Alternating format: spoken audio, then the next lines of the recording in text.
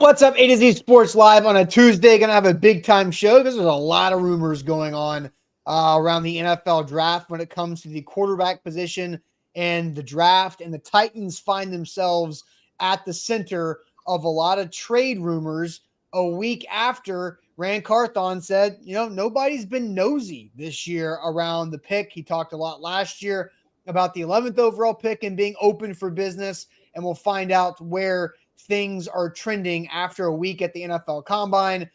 Some quarterback moves. Russell Wilson officially informed of his release from the Denver Broncos. That creates another domino in this NFL offseason. So we'll go through a lot of the conversations of, Sam, we had two teams that could be trading up for quarterback with the Titans when we planned the show.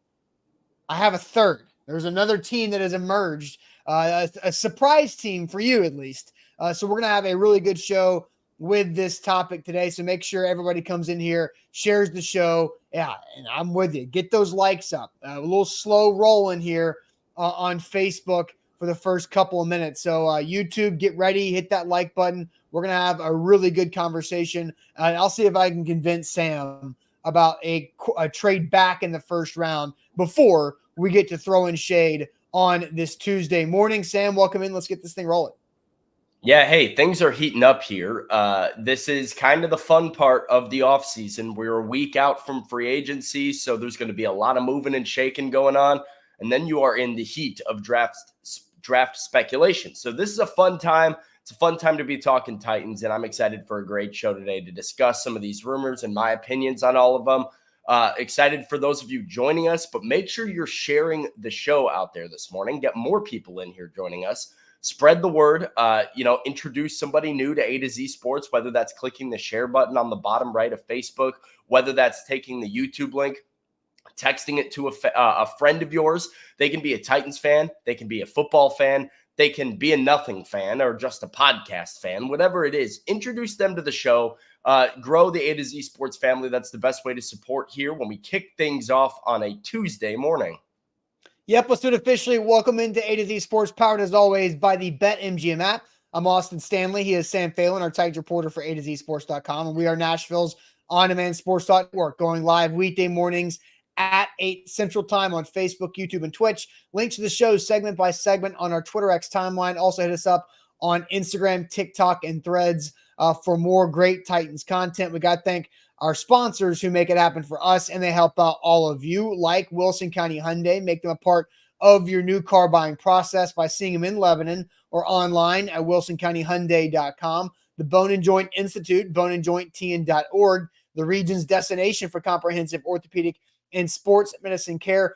Farm Bureau Health Plans. Get better with Farm Bureau Health Plans at fbhp.com/ATOZ. And Krebs Kubota, an elite Kubota dealer with 3 great locations across the mid-states and online at KrebsKubota.com. Check them out. Columbia, Franklin, and in Murfreesboro. So, Sam, you were at the media availability for Brian Callahan and for Rand Carthon at the NFL Combine just a week ago. So we're going to get things started by going back in time and hearing from the Titans GM about what's been going on. Because if we remember last year, the 11th overall pick, Rand had something to say of open for business, come call us. Let us know what you got. If you want to move up to 11, we're open for business. And also the Titans rumored to be open for business of moving up, as we remember the rumors and the reports that came out draft week and draft night for the Titans interested in getting C.J. Stroud at 3. That never came to fruition. The Texans took him at 2.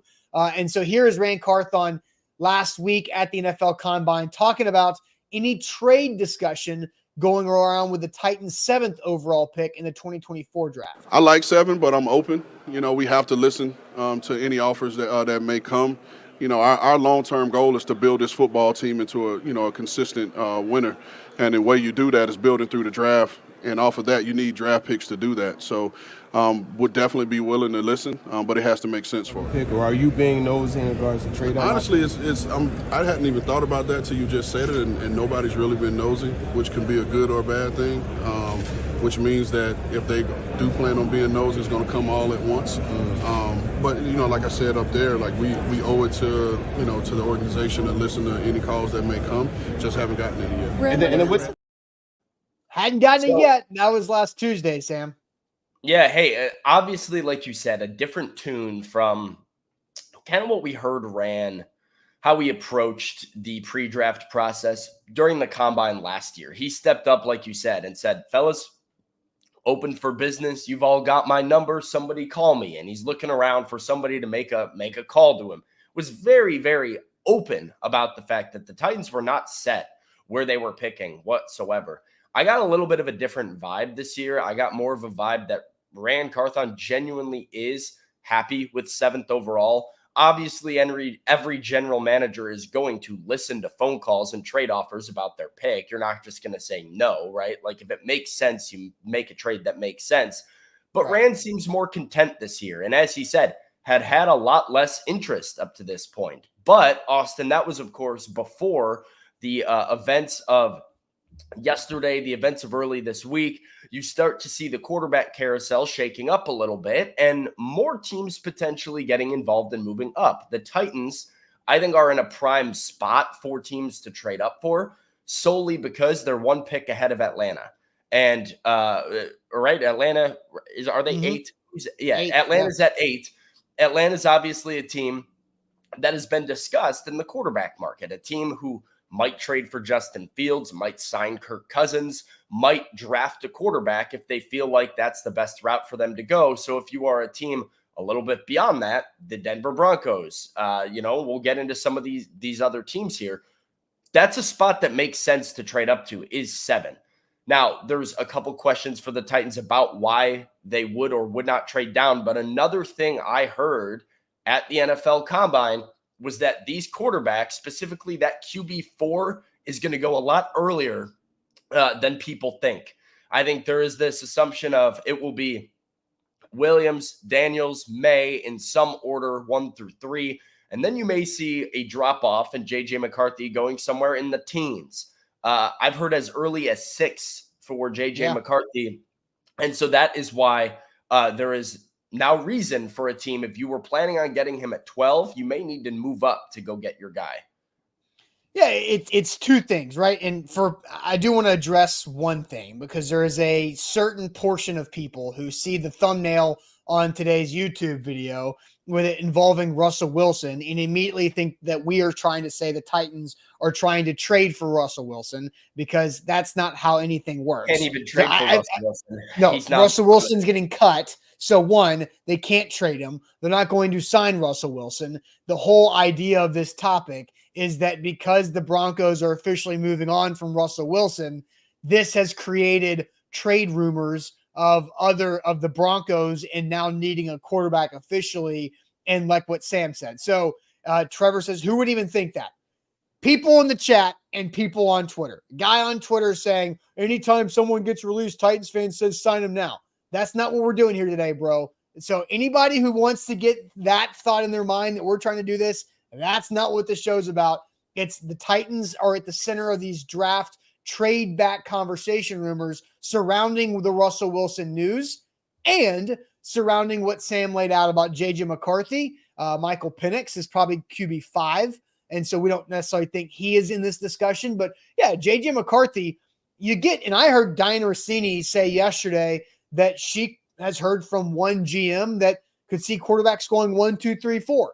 I don't think the Cardinals are going to do that because I think Marvin Harrison Jr. is kind of their guy, but that allows picks 5, 6, and 7 ahead of the Falcons at 8 with 5 Chargers, 6 Giants, and 7 Titans. There's a lot of really interesting ways this can go. And another thing we have to figure out is where are the veteran quarterbacks going to fall into place? Because we don't know what teams still need a quarterback right now. The Falcons could trade for Justin Fields. The Falcons could sign Kirk Cousins. The Falcons could sign Russell Wilson. Baker Mayfield's out there. The assumption is that Baker's going back to the Bucs, but that's not done yet. And so maybe the Bucs pivot to a Russell Wilson. Now Baker is out there. So yeah, free agency being before the draft certainly it makes an impact here because I think you have 4 to 5 starting caliber quarterbacks that need homes, and you might have that same amount of teams looking for a guy. So who's left without a guy? And then Right. who is desperate enough to go and get a JJ McCarthy in the draft? Yeah, and which team signs a veteran quarterback but still wants to go get a rookie in the draft high. So we're going to go through the first situation that arises as the Russell Wilson release became official. This is what happened yesterday, and James Foster, our guy at A to Z Sports Film Room, was talking about the Broncos, who currently sit at 12th in the NFL draft. The Bills in 2018 were sitting at number 12 and moved up to get Josh Allen at number 7. And they gave up quite a bit for that. They gave up 12 overall, 2 second-round picks, and to get number 7 in a late round pick right there. So with the Bucks, that's a lot. That's a big haul. 2 second-rounders to go from 12 to 7. I mean, that could be something that could be very enticing. As we know, the Titans have a first-round pick at 7. They have the 38th overall pick in the second round, and then no third-round pick because the Titans moved up for Will Levis last year. So no third-round pick. So they don't pick from 38 to 107 in the fourth round. So that's a long way to go without a draft pick, but that is at least what the currency was. Look, that was a long time ago now, 6 years ago at this point, but 2 second-rounders and a 7th in return for what the Bills did with the Bucks in that same 12 to 7 spot. Yeah, I mean, it would put you in a spot where you still don't have a third-round pick, but you're coming away with 4 players in rounds 1 and 2. And so all of a sudden, this dilemma that we have with the Titans, which is like, well, what do you address first as far as these needs are concerned? Because you have offensive line, you have wide receiver, you have cornerback, and it's a situation where you have multiple things to get to and not enough picks early in the draft to do all of them. That would certainly solve your problem, where you could come out of the second round, hypothetically, with 2 wide receivers, a tackle, and a cornerback, and you'd be feeling pretty good about your draft haul in that instance. So this is ultimately a conversation to me, Austin, about the depth of your draft class and the quantity of your draft class versus the potential quality of your draft class when you look at the prospect you could get at 7 overall. It is very interesting, though. I mean, with all of the talent at really on the offensive side of the ball, too, here's the other end. This is a separate show, but just something that's kind of juggling around in my brain. Yeah. All of when you look at these draft order, when you look at mock drafts, when you try and project who's going where, there is a lot of offensive talent at the top of this draft, even in this first round. Teams that want, we talk about the depth of offensive tackle. We talk about potentially 5 or 6 receivers going in the first round. There's Brock Bowers. There's all these quarterbacks. There's a lot of offense. When the Titans come up to pick at 38, if their choice is between, say, offensive tackle 10 and edge rusher 3, edge rusher 4, or wide receiver 8 and edge rusher 3, edge rusher 4, how does it affect the way that they approach their draft board? If there is an elite defensive talent still on the board, do they say, screw the needs, we're going to take the talent? These are all problems that Rand Carthon and Brian Callahan have to figure out when making decisions in this draft. Having 4 picks really, really solves that. Oh, without a doubt. And I think that's a very interesting aspect to all this. All right, so we've gone through 1. I've got 3 teams that are rumored to be interested in trading up to around the Titans spot. So we've already gone through 1. I'm going to go through number 2 and number 3 here in a second, but first I want to tell everybody about Farm Bureau Health Plans. Farm Bureau Health Plans can serve you just like they have been doing with Tennesseans for over 75 years to make sure that you, your family, whatever your situation may be, that you've got the best health coverage and plan for what you need. And Farm Bureau Health Plans can cover you across the board with health, dental, or vision, or you can just pick and choose. Maybe you have a health plan that you like, but you don't like the dental, you don't like the vision. Farm Bureau Health Plans can set up something for you to go a la carte that way, or you can do the whole kit and caboodle with Farm Bureau Health Plans and take everything they have to offer and help you find the right situation for yourself, for your growing family, maybe your empty nesters, and you're ready for that next level of coverage. Farm Bureau Health Plan super strong in that. They invest back in their community, which is the entire state of Tennessee. They are partners with the Titans, the Tennessee Volunteers, other colleges, and also local youth sports leagues across the entire state. So trust where Tennesseans matter, and that is with Farm Bureau Health Plans. Get a quote today, fbhp.com/ATOZ. Today's show is powered by BetMGM. They're the king of sports books, and it is March. It's a great time to bet, especially with college basketball, because we got conference tournaments going on. We got the big dance coming around in a couple of weeks here. I know the Illinois Fighting Illini, your Illinois Fighting Illini, my Illinois Fighting Illini, they're taking on Purdue today. So this is going to be a good day. I'm personally probably betting on the Boilermakers, but that's an emotional hedge. I'm going to do it with BetMGM, though, because, you should do it, too. If you sign up with the bonus code ATOZ Sports, you can get up to $1,500 back in bonus bets if your first bet doesn't win. So if you've got a college basketball team that you want to, put a little money on the line for, do it with BetMGM. Bonus code ATOZ Sports. Second chance to win big, up to $1,500 back in bonus bets. All right, so Sam, we've gone through one of the three teams who are rumored to have interest in trading up around the Titans' 7th overall pick. If you're just joining, the news of the Broncos releasing Russell Wilson does not mean the Titans are going after Russell Wilson, for all the people that are not reading when they look at our thumbnail and our show title today. But now the Broncos are in need of a quarterback. And in 2018, the Bills traded up from 12 to 7.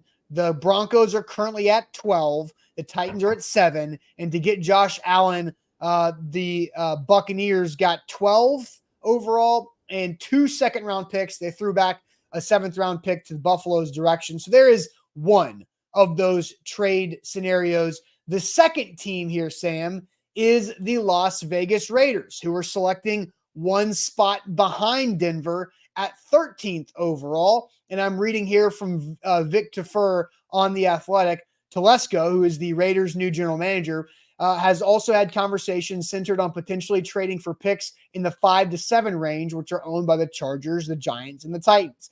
That type of trade could be made to put the Raiders in range for another trade up later, or a player at a premium position, but it mostly makes sense if it's to move up for a quarterback like Michigan's J.J. McCarthy. Quote from Telesco, you have to weigh how bad you want the player and how bad and how much you're giving up.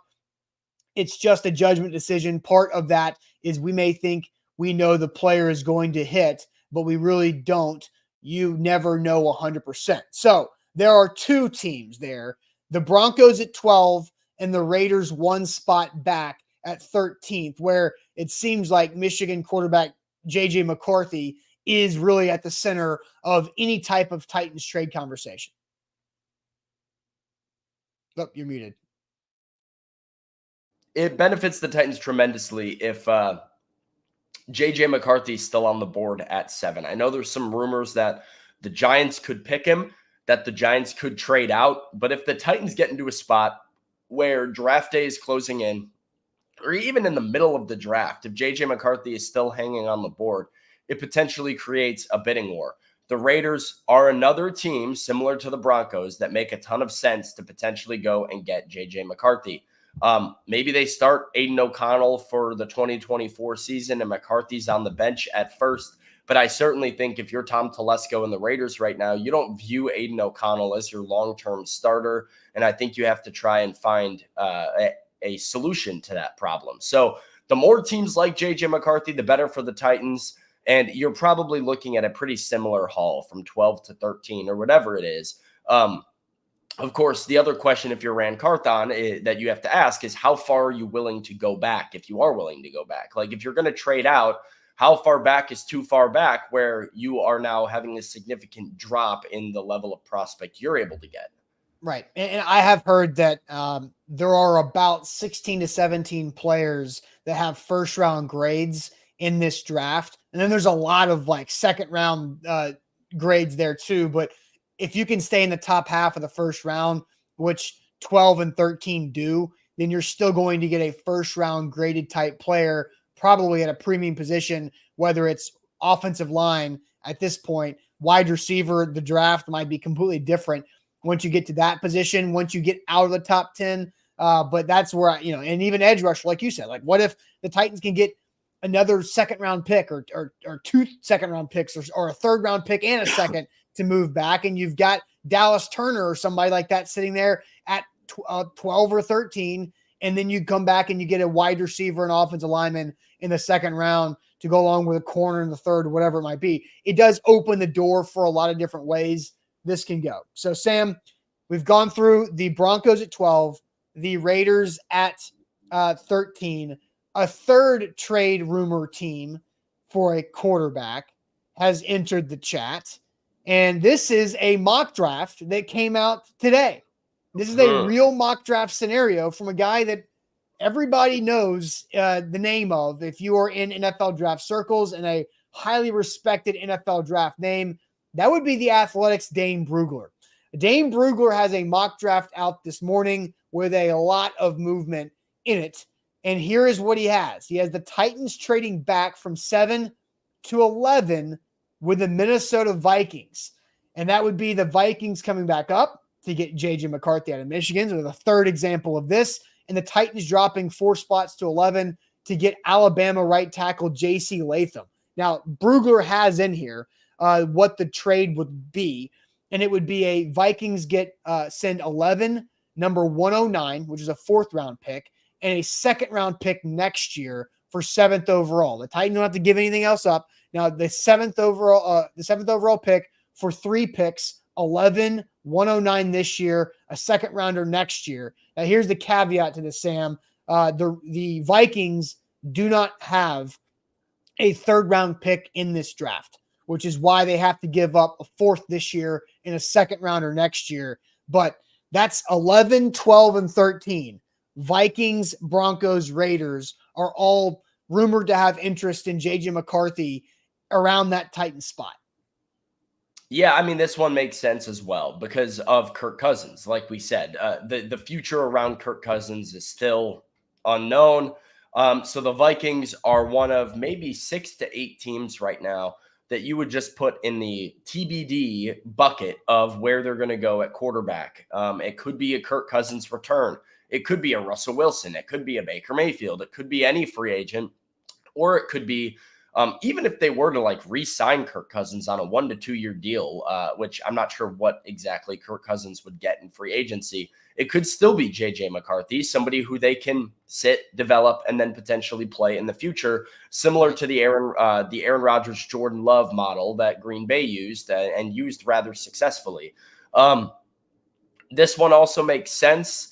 If you are looking for a trade back partner, I'd expect the Vikings to be one of those teams. I frankly think the Vikings are a team that's going to look to trade up. The question is, and this is the big variable with all of this, Austin, is trading up to 7 good enough? Like, I don't know if this can happen before draft day, because if I'm a team right now that's looking to trade up for J.J. McCarthy, I can't trade up to 7 until I know for sure he's there. Like, I have to wait and make sure 6 picks go by. Yes. Right? Because maybe you call the Giants just to be safe, right? And be like, well, obviously the Chargers probably won't trade out, and the Cardinals probably won't trade out, so we can go to 6, right? But do teams feel comfortable moving to 7? This is obviously a deal that I think just needs to get done on draft day as the picks come out. Oh, yeah. I think none of this is going to happen until the Titans are on the clock. Well, right? Yeah, I mean, you see trades, though, like on the day of the draft, the day before the draft, the morning of the draft, a couple hours before, this happens a decent amount. And look at last year's draft. The morning of draft day, we dealt with Titans potentially moving up to number 3 rumors and Titans potentially moving up to number 2 rumors. But they weren't going to do that unless C.J. Stroud was there at 3, right? And so I'm going to go through. This is Dane Brugler's mock just as a whole, because, again, we're talking about the 3 teams who have rumored to have interest in trading up for Michigan quarterback J.J. McCarthy around the 7 spot. So we've gone through the Broncos at 12, the Vikings at 11, and the Raiders at 13. Dane Brugler has the Vikings moving up from 11 to 7 with the Titans. He's got Caleb Williams 1 to the Bears, Drake May 2 to the Commanders, Falcons moving up to 3 for Jaden Daniels. Then at 4, Marvin Harrison Jr. At 5, Sam, your Bears come back up for Roma Dunze at 5. Wow, come up for And 5 is interesting. yeah, and then 6, the Giants go Malik Neighbors, wide receiver at LSU. Then the Vikings come up with the Titans for J.J. McCarthy. And then he goes Joe Alt at 8. So Joe Alt's sitting there at 8, and you don't take him, you trade back. And then the Chargers go back to 9 with the Bears and get Fuaga, the guy we mentioned yesterday out of Oregon State, could be their right tackle along with Slater. And then the Jets go Olu Fashino at 10. So a run on 4 straight linemen, which literally says what you said yesterday, is the Titans at 7 could be picking between wide receiver 2 or offensive lineman 4. And that's kind of what happened. Now, the interesting part is 3 receivers go 4, 5, 6, and all O-linemen were there when they moved back in Dane Brugler's mock this morning. So that still leaves Brock Bowers on the board in that situation. But J.C. Latham, for me, I don't necessarily think that's worth the move back to get J.C. Latham. I don't necessarily think that's a smart decision long-term if I'm the Titans. Yeah, I think, and we can get into our question here, but I think ultimately any trade down, obviously the answer is, well, what do they get, right? Like if you're trading down to 15 and you're whatever, not that they would trade down with the Colts, but if you trade down a good bit back in the draft and you can still get like a Brock Bowers or something, I think a lot of Titans fans would say, oh, heck yeah, pull the trigger on that trade. Give me a couple second-round picks and Brock Bowers in the first, and I'm all in. Right. But you have to weigh whether or not you feel like those players are going to get there. And it really, the analysis of any trade comes down to what's there for the Titans when their pick rolls around. Yeah, no doubt. So let's get into our question this morning here on the show. Are you in or out on the potential of the Titans trading back in the first round of the NFL draft? Are you in or out on the potential of the Titans trading back in the first round of the NFL draft? Sam, we'll get to the chat here in a second, but first tell everybody about the Bone and Joint Institute. The Bone and Joint Institute are the region's destination for comprehensive orthopedic and sports medicine care, because whenever you get hurt in life, you have to know who to trust, and you don't want to fumble on your recovery. So trust the Bone and Joint Institute, our friends, located out in Franklin with a state-of-the-art rehab facility to assist you in your recovery, with everything all under one roof, so you don't have to drive everywhere in Middle Tennessee to go from appointment A to appointment B. Rehab, image, surgery, clinic, testing, it's all in one spot. A great rehab facility located in Franklin, right off the highway, easy to get to for the best reliable care. Schedule your appointment with them at boneandjointtn.org. And with BetMGM, you can always win big. As Sam mentioned earlier, the calendar has flipped over to March. Last night, I took advantage of it. I had a college basketball odds boost. What I did is I took 3 favorites, parlayed them together, put an odds boost on that puppy to plus 155 and won myself some money. Easy. Not to sweat it at all. It was 3 blowouts, but I got to use my odds boost with BetMGM to take advantage of that. And you can do the same thing. But first, sign up with BetMGM with our code ATOZ Sports. That's ATOZ Sports when you sign up with BetMGM to go big on your first bet, because if your first bet misses, you get up to $1,500 back in bonus bets.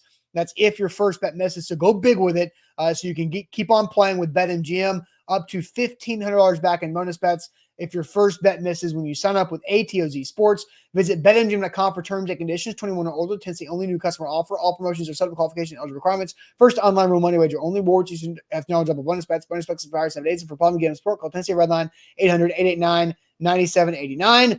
So Sam, I will send you to the chat today. Are you in or out on the potential of the Titans trading back in the first round of the NFL draft? We've talked about 3 teams rumored of being interested in moving up for J.J. McCarthy around 7. That'd be the Vikings at 11, the Broncos at 12, or the Raiders at 13.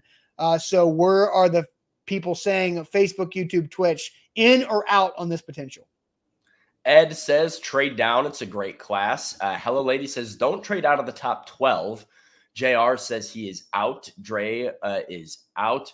Curtis is out. Richie is in. Ken is in. Bucks Burner is out. We've got another out from Willie, another out from Linwood. If Alt is there at 7, Eric is out. Fayette is out from Nick, in from Jake Locker's burner to go in with Buck's burner. Hello, ladies is in. John is in. Out from Jacqueline. Out from Michael if Alt is there. Nate's burner is out. Katie is out. Corey is in. Jason is in. Steven is in. Tighten Up is out. Definitely in, says David Haynes. Michael says out. Patrick Bird is 1,000% in. Let's see. We've got an out from Jared. IR Hoshi says he's in-ish. Tiffany is out. Phil is in because we need depth so bad. Chase says he's out. Preston, Timmy, Jake, and Billy are all out. Bork says he's in because of all the holes. Austin, I am so out on a trade down. Avoid at all costs. Avoid at every single cost. I genuinely have so much belief and buy-in at the top of this draft class and the talent. I think the Titans are in a really unique and fortunate position to be picking 7th overall and still have an opportunity to get what is probably an absolutely elite talent in just about any other draft class. Rome Odunze, Malik Neighbors, Marvin Harrison Jr., I think are 3 studs. I really don't think you can go wrong right there.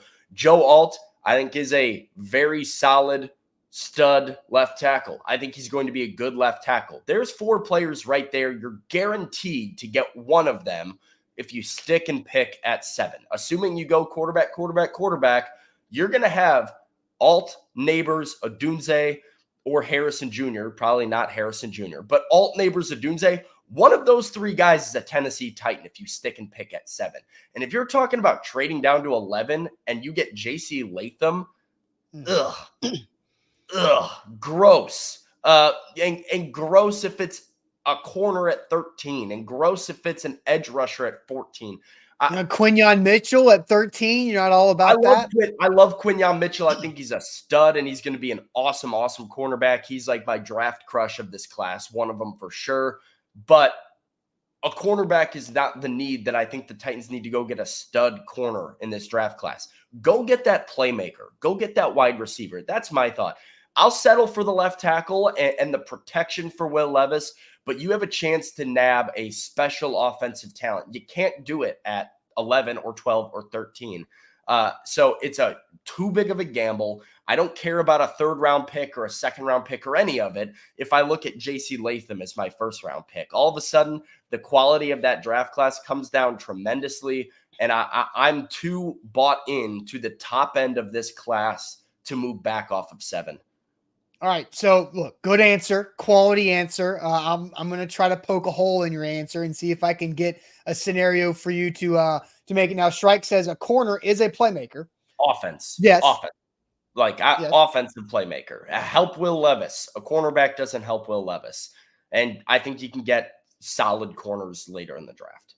All right. So I'm going to play the Rand Carthon video again to listen to what he's saying about the idea or potential of trading back when he was asked at the NFL Combine 2 different times about the trade back scenario in the 2024 draft. I like 7, but I'm open. We have to listen to any offers that may come. Our long-term goal is to build this football team into a consistent winner. And the way you do that is building through the draft. And off of that, you need draft picks to do that. So would definitely be willing to listen, but it has to make sense for us. Or are you being nosy in regards to trade? Honestly, I hadn't even thought about that till you just said it, and nobody's really been nosy, which can be a good or bad thing, which means that if they do plan on being nosy, it's going to come all at once. But, like I said up there, we owe it to the organization to listen to any calls that may come. Just haven't gotten any yet. I think it's interesting that was 7 days ago that Rand Carthon said, nobody's been nosy yet, but I'm sure when they are, it'll all come at once. And here we are, 3 teams that are – and let me just go through this again because this is a report from the Raiders athletic reporter Vic Tafur saying that Telesco has had conversations centered on potentially trading for picks in the 5 to 7 range, Chargers, Giants, and Titans, right? So, that's a report saying there are conversations. Dane Brugler has his mock draft coming out of the NFL Combine, where the Titans go back with the Vikings, who come up to 7 with J.J. McCarthy. And I think the interesting thing about those two is those are coming from reporters with those teams or in the NFL draft that are doing their post-combine mock draft, just like you did, Sam, based on what you heard in Indianapolis. And so if Vic Tafur and Dane Brugler are doing something like this, then I think that there's some type of smoke around being nosy and thinking about it with those particular teams. Now, the other thing that Rand Carthon said is you have to do what's best for the organization and listen, because you want to build long-term, which means building through the draft, which means you need more draft picks. When you don't have a selection from 38 to 107, it's a long gap.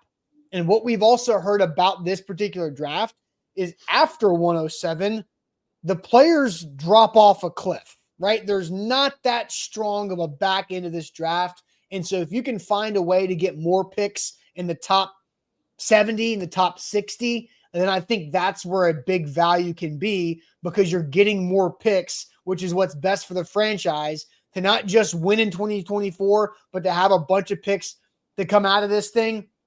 Because, Sam, you weren't around in Nashville covering the Titans for this, but what John Robinson did in the 2016 draft was help the Titans win long-term with that 2016 draft class, because he got a day one starter in Jack Conklin at 8. He traded the number 1 pick away. He had 3 second-round picks and the 61st overall pick, which was like the top pick of the 3rd round.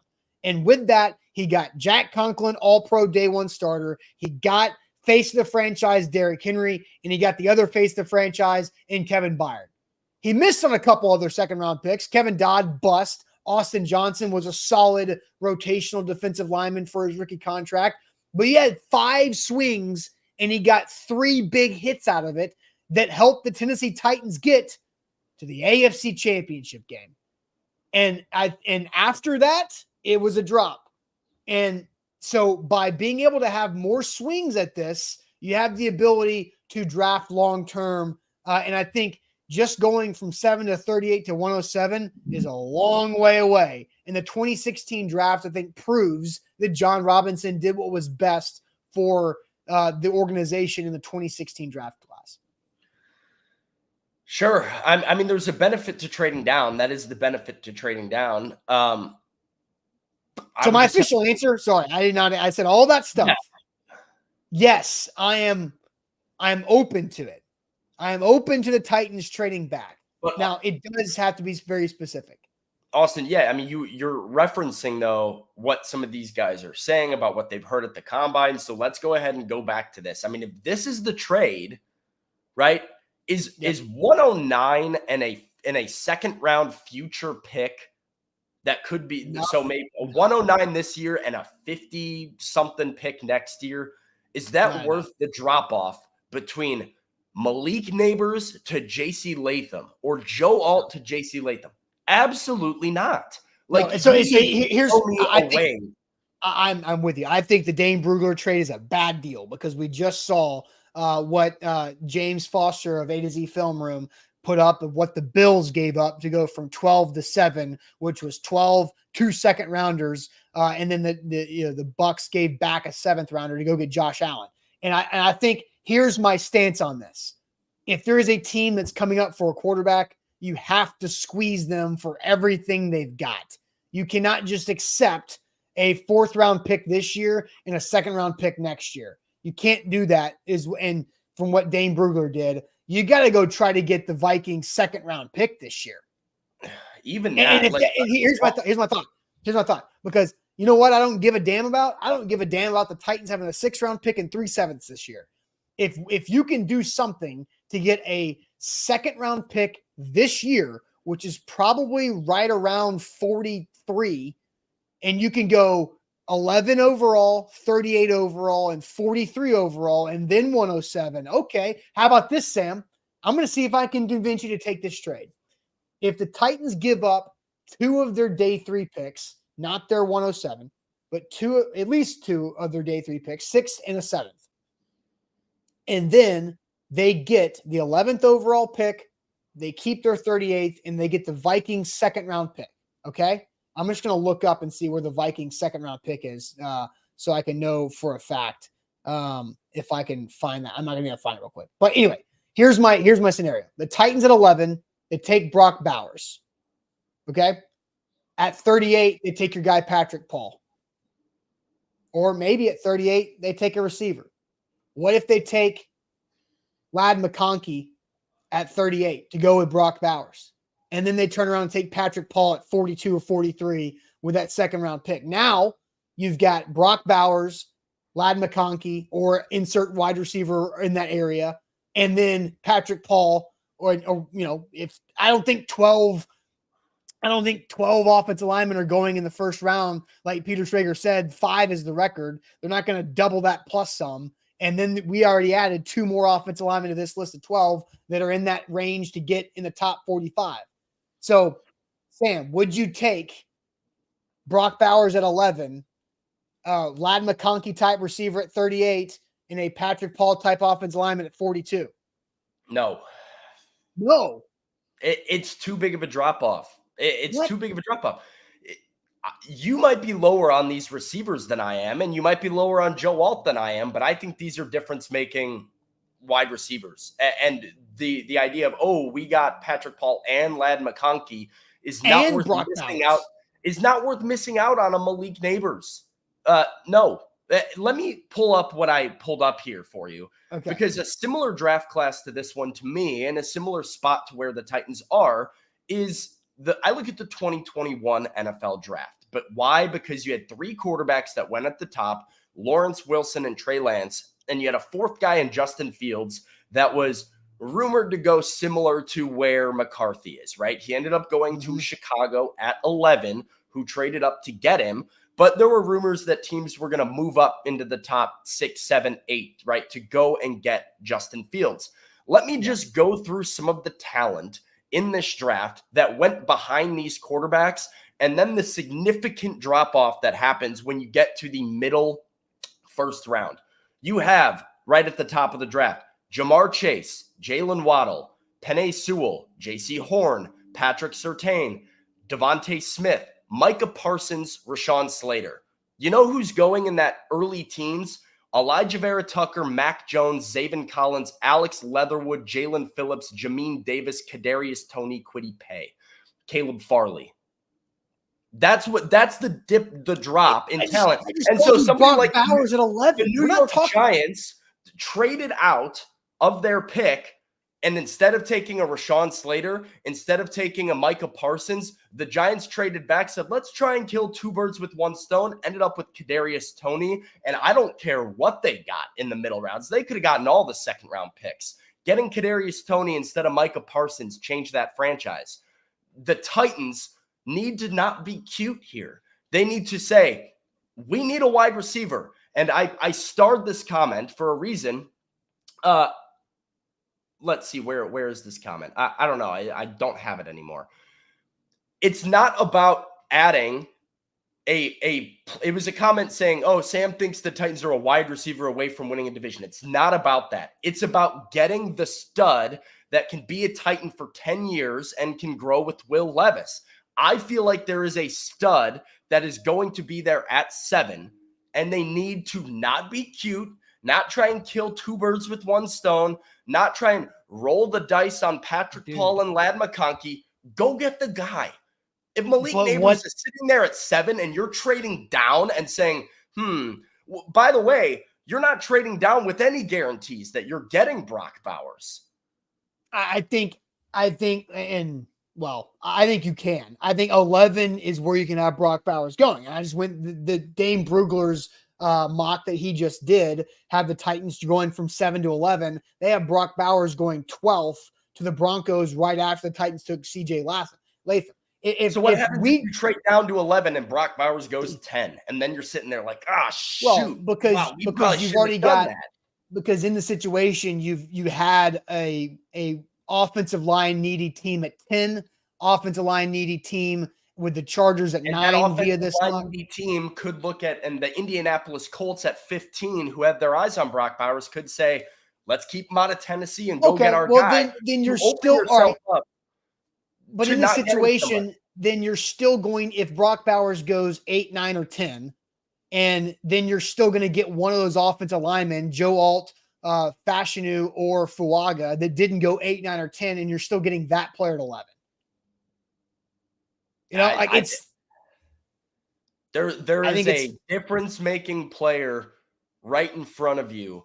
I think you need like Brock Bowers is the difference-making. Let's also throw this out there. What is the hit rate on a second or third round pick? Right? What is the hit rate of a second or third round pick panning out to be a really good player? I mean, for the Titans, it's been their best round over the last decade. Sure, but historically, I mean, Will Levis pretty good. The guys that go in the second, third round, right? These are more of projects. I mean, I'll just adding one of those players worth. Austin, anytime there's a situation like this, I have to ask myself, if I'm the Titans, if I'm a Titans fan, if I'm Ran Cartha, whoever I am, what would I be more upset about if it didn't go correctly, right? Bears fans in my life ask me this question about the Bears. What do you want the Bears to do? I say, well, what would you be more mad about?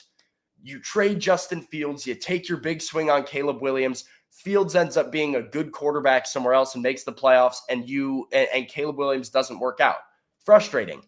Or are you more mad that you trade the number 1 pick and Caleb Williams is a stud? That is the death of Bears fans, and that tells you what you should do. So what are you more mad about if you're the Titans? Hey, we took Malik Neighbors, and he wasn't the shining prospect that we necessarily thought he could be. And we missed out on a third-round pick or a second-round pick along the way because we didn't trade down. Does that irritate you more than we traded back? Malik Neighbors is a generational receiver or is a top 5 receiver in the game. He's an established star. We traded back to get him, and JC Latham. I think here's my thought, because yesterday I said that Joe Alt's the only offensive lineman I would take at 7, and I stand by that. I don't think I'd take anybody else at 7 on the offensive line. I think if Malik Neighbors is there, if Rome Odunze is there, then the Titans probably are not trading back from 7 to 11. I think they would take that player. One of those 3 guys is there. Neighbors, Odunze, one of them is going to be there. For sure. In this situation, I'm literally going off of the mock that Dane Brugler did. Alt was there. All of the offensive linemen were there. And in this scenario, I'm making the Vikings give me their second-round pick that's 42 overall.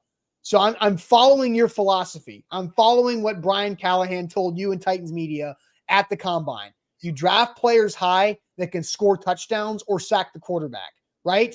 Then you draft an offensive lineman in the second round and let Bill Callahan get his paws on him and make him a better player. The Titans did this with Mike Munchak back in the day. That's how Michael Ruse was a second-round pick and became like a decade-long left tackle for this organization. So my thought here is, if you have the ability to move back, I get it. I like Neighbors. I like Odunze. It's hard to pass them up at 7.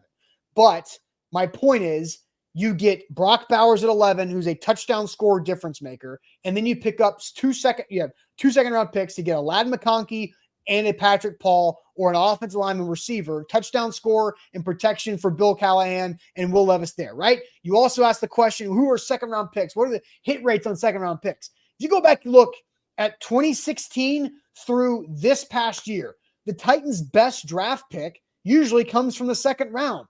Derrick Henry, Harold Landry in that draft, A.J. Brown in that draft. And then you've got even Christian Fulton was the only guy standing in the 2020 class, as bad as that was. 2021 was bad with Radins, but you bounce back with Roger McCreary and you got Will Levis last year in the second round. And so the second round, especially in 38 and 42, I really like the idea of that. So now you've got 3 day 1 starters, 2 weapons for Will Levis, and Patrick Paul, a guy who can work with Bill Callahan to become your left tackle. I think and now you're building and you're doing what's best for the organization, and you've got more players long-term rather than just having 2 players that are not going to help you out as much. I think Brock Bowers for Will Levis would be a godsend. But, okay, number 1, different staff, right? I don't know if we can necessarily look at John Robinson's draft history and say, oh, look at how good we are in the second round. Typically, having better picks means Will better. Levis in the second round. Great pick by Ran Cartha. Sure. Well, it's one time. My other One thing for would one. be, I think it is very foolish to take a gamble trying to hit a 5-run home run when you've got a grand slam right in front of you. And you can sit here and draw up, hey, if that is the scenario that happens, the Titans trade back to 11, they manage to get Brock Bowers, then there is a Lad McConkey or maybe an even better receiver and Patrick Keon Cole and all Coleman. these I mean, guys. like one of these Well, I guys don't towards really the like bottom. I mean, Keon Coleman. if that is a scenario that comes to fruition, I think we look back and say, hey, successful draft, way to maximize the draft. Like, hey, sure, why not? I think that is painting a picture perfect scenario where what if, again, you trade back to 11, somebody comes up to 10 to go get Brock Bowers? What if the Bears at 9? Because again, your scenario, Neighbors, Odunze, Harrison all off the board. What if the Bears at 9 go and take Brock Bowers and they add him with his twin, Cole Kmet, to their offense? What if that is a scenario that happens and now you're sitting there at 11 going, crap, there's no elite offensive playmakers on the board. We're stuck taking J.C. Latham. We're stuck taking whatever in this case, quarterback. in Now this you're case, not happy with that result. And you have the guy in your hands in a Joe Alt or in one of those elite wide receivers that you could have taken at 7. I don't think you can make moves trying to, like, you have to look at a move in a vacuum of, is this logical and does this make sense? Not what is possible in an ideal scenario if we make this move. I get that.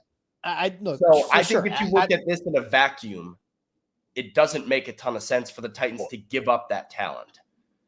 Yeah, again, I'm open to the idea of trade back because I'm in on the potential of it. That doesn't mean I'm like a team trade back and do it all the time.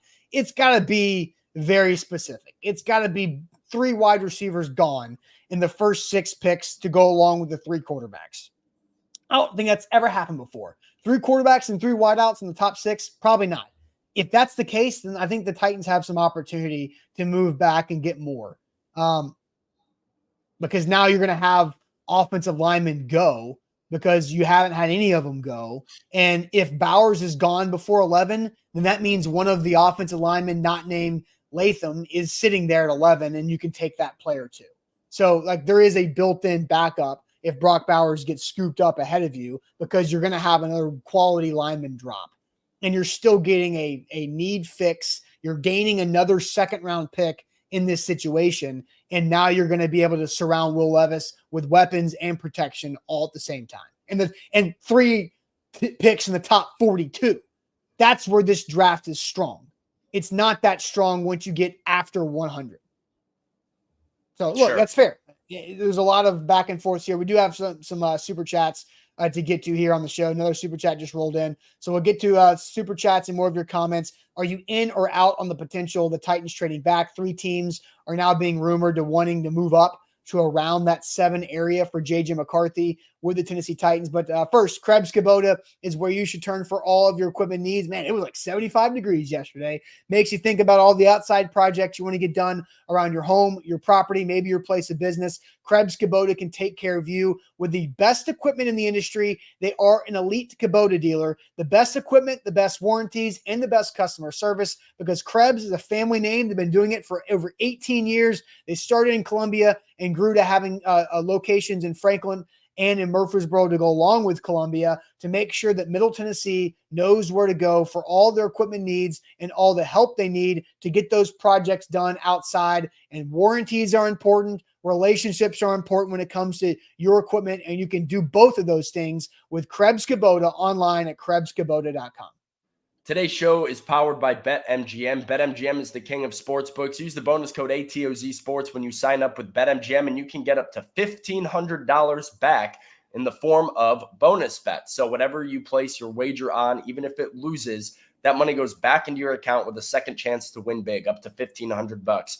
Get on BetMGM. They're the king of sportsbooks, and use the bonus code when you sign up, ATOZ Sports. All right, so we've gone through the 3 teams. Vikings at 11, Broncos at 12, Raiders at 13, 3 teams rumored to be interested in a potential move up for a quarterback that could give the Titans extra picks in the second/third round where they currently don't have a third-round pick. Devin says he's in on the potential, but scared Bowers won't be there. Noah says in great depth at both positions of need. We've talked about this. This draft is really super deep at both offensive line and wide receiver. I've gone through Bowers at 11 plus wide receiver at 38, offensive lineman at 42 in this Vikings trade situation or flip-flop the second round picks there.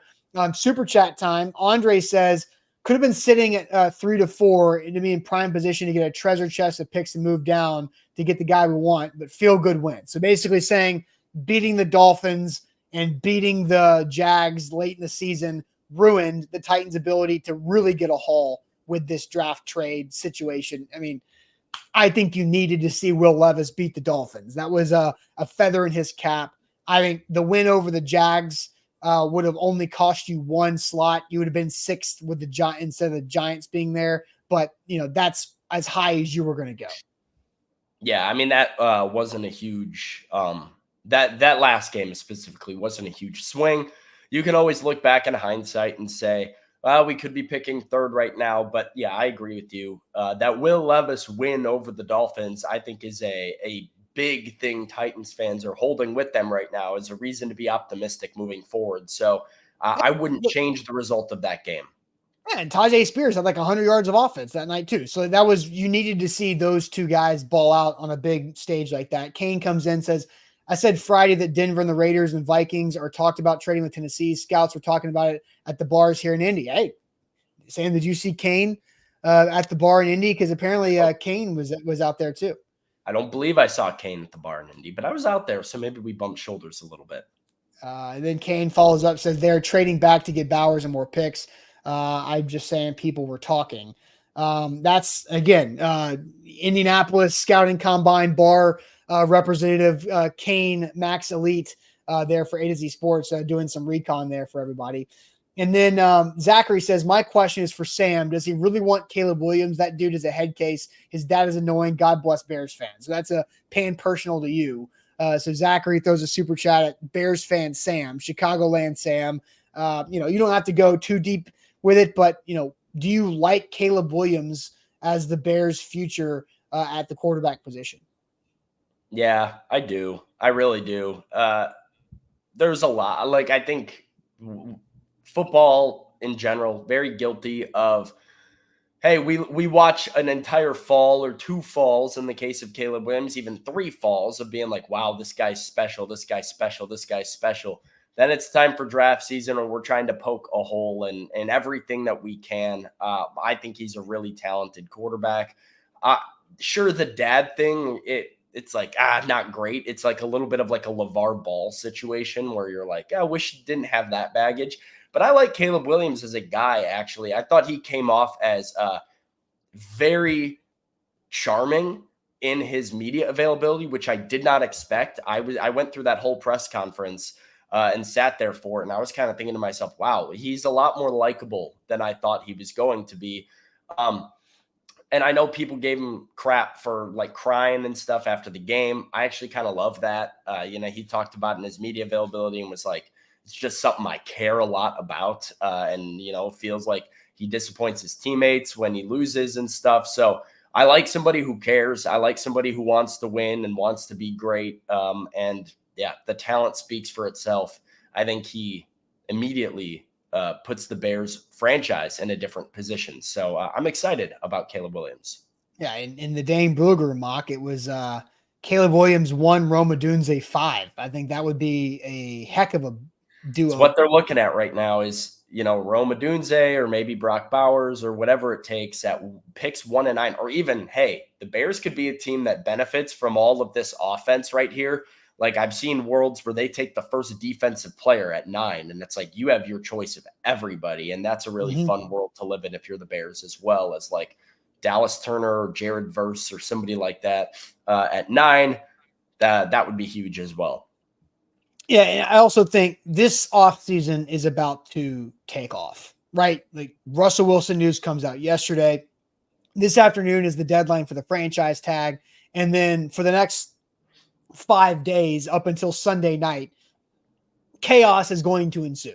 And so for all of these conversations we're having, next week it's going to be a back and forth of news flying left and right on who's agreed to sign with so-and-so when the league new year starts. There's going to be more trades that happen around the league. It's going to change drastically what the draft can look like.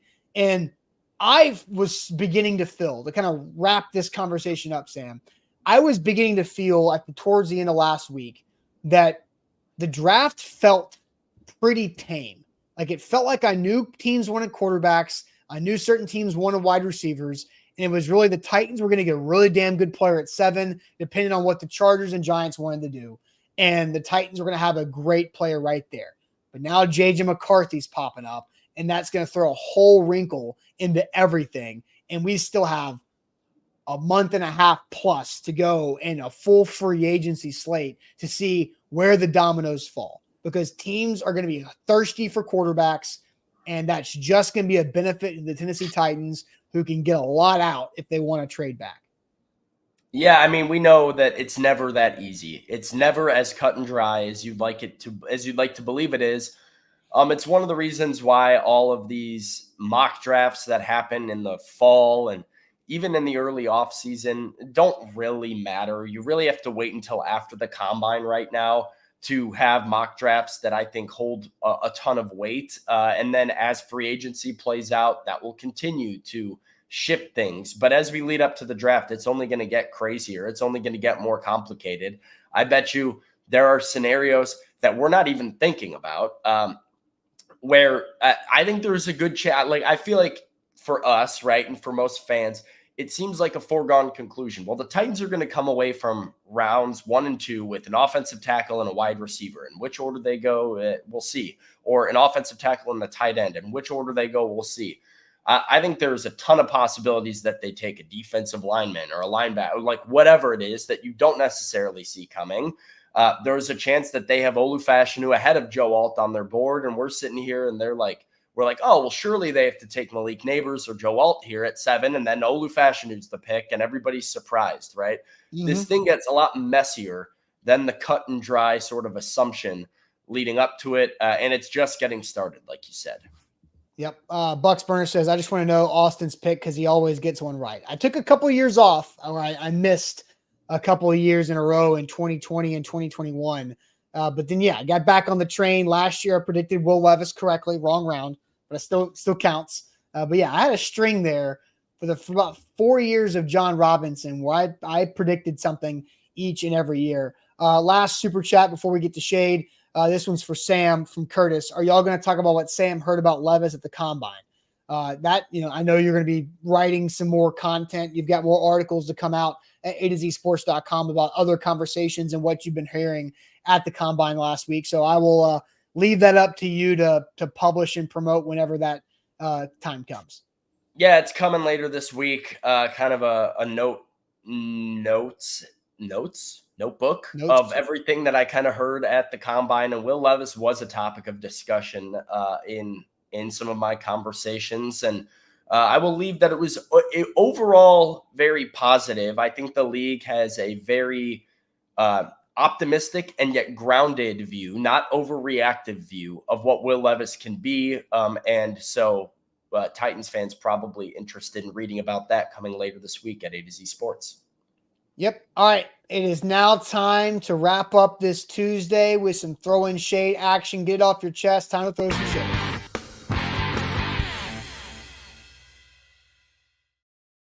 Shout out Wilson County Hyundai. Make them a part of your new car buying process. Go see them in Lebanon or check them out online at wilsoncountyhyundai.com. Say hey to Payne Bone for us while you're there, saving some money on that new car.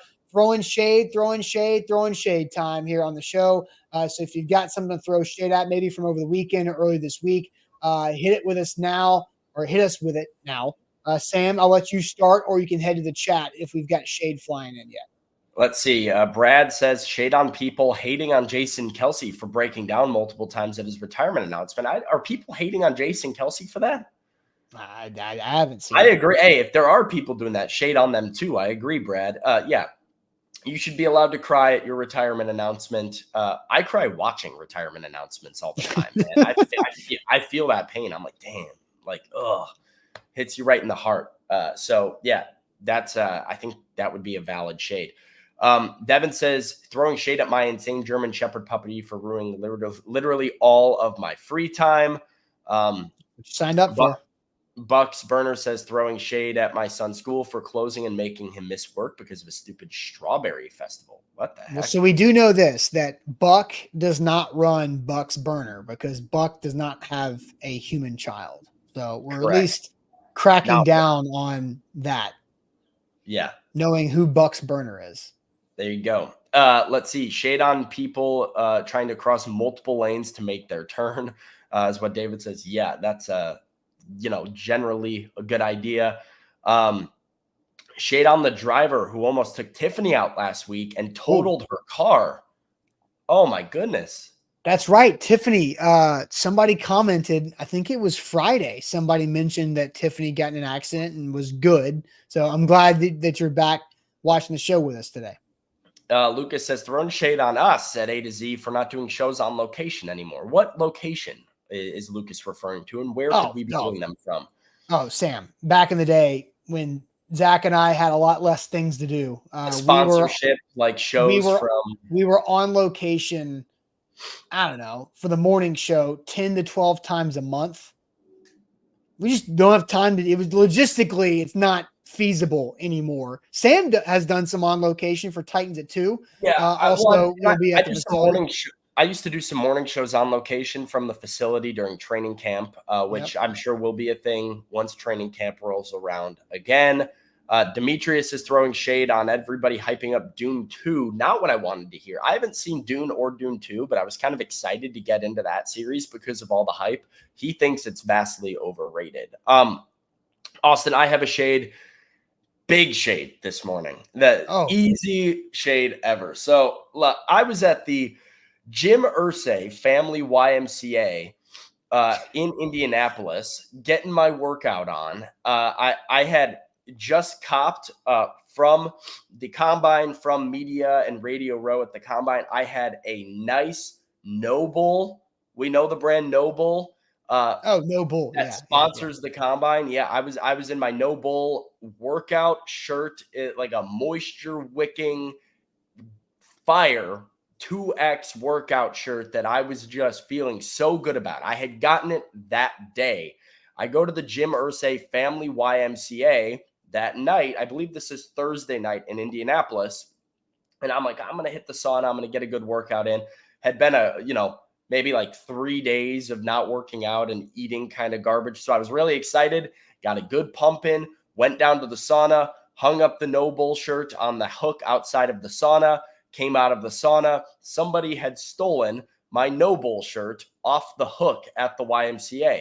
So shade on whoever stole a shirt at the YMCA. That is a new level of down bad. I get it. It was an expensive shirt. It was a nice shirt. It was a shirt that I'm sure people probably saw and were like, oh, that's a nice shirt. I'd like that shirt. It had the NFL Combine logo on it, that's probably what happened. People probably thought it was a Combine athlete shirt, and they're like, I want to get an official Combine shirt on it.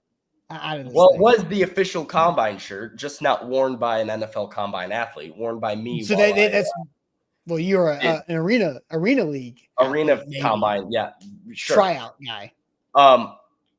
So yeah, that just irritated me. I ended up having to go up to the workers and be like, hey, I know this sounds odd, but like, I don't have a shirt. Somebody stole mine, and I don't know how to leave without a shirt. I didn't have any other clothing there. And so the guy from the YMCA had to provide me with like a medium YMCA swim school shirt, like a bright baby blue swim school shirt, hugging like it was like maybe a medium, maybe a large, but way too small for me while I walked to my car. It was horrible. And so shade on whoever stole my shirt. That's really funny. You had to. So how did you go ask? I guess, were they in the locker room? They were in the pool area. And so I went up to a couple of the workers in the pool area and I was like, hey guys, we had a problem here. And so they walked around for a while. The guy was like, well, let me look in the lost and found and see if your shirt's in there. It was not. It just got snagged. And so devastated, like a $75 shirt. So, hey, I guess credit to whoever stole it for. And you had just gotten it that day?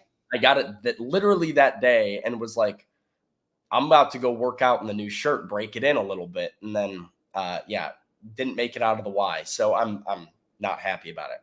That's a bummer. That's a bummer. Well, my shade goes to something that happened at the very beginning of this show. So, Sam, you created the thumbnail for the show, and it has gotten one person to change their story after they get called out on something. And so I'm just going to, the thumbnail was Rand Carthon and Russell Wilson, Titans trade options, with the title of the show, Titans at the center of NFL draft rumors, trade rumors surrounding Russell Wilson and QB prospects on the rise. Well, Boring Dad Sports Co.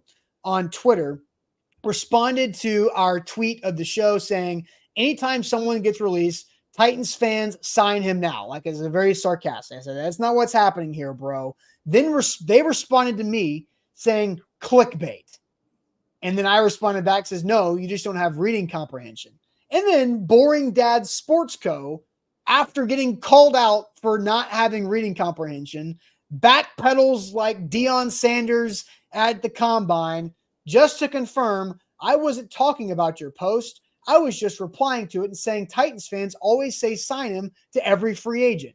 No, you changed your story because you got called out for being wrong, because why else would you have responded with clickbait and then since deleted the tweet that said clickbait when I called you out for being wrong and not being smart enough to have the reading comprehension? So my shade is people who change their story after they get caught, is just own up to it. Say my bad and move on. That is my shade. Cosign. I'm with you. And hey, chat. Yes, I know who Sierra is. Okay. I've been seeing a lot of that today. Does Sam know who Sierra is? Because we're talking Russell Wilson. Yeah, I know who Sierra is. Now, telling on myself a little bit. I know her as Russell Wilson's wife and baby mama to Future. I don't really, I'm not all that familiar with Sierra's music. I have listened before because I was curious. But yes, I'm aware of who Sierra is.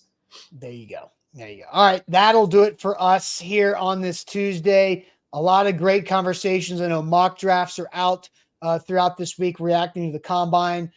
Franchise tag deadline is later today.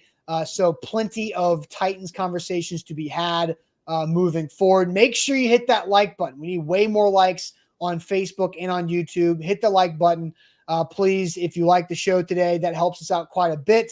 And Buck Rising will be live tonight for A to Z Sports Primetime at 8 Central. So hit the like button before you go, like the show before you go, and Buck will see you tonight at 8. We'll be back tomorrow morning on A to Z Sports at 8 o'clock Central. We'll see you guys then. Appreciate it as always.